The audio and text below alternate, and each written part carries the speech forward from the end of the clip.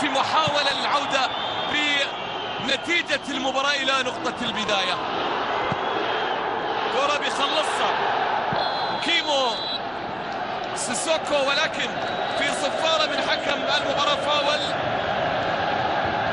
هذه على العموم ثالث مباراة للفتح في تاريخه بحكام أجانب أيضا.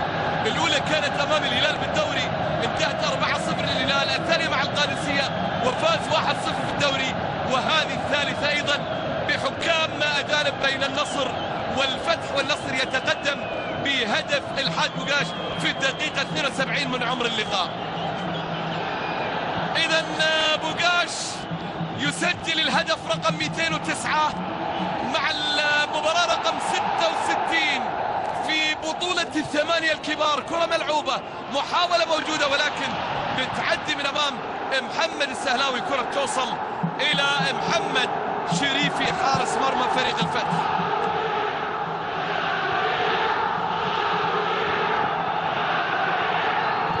اللعب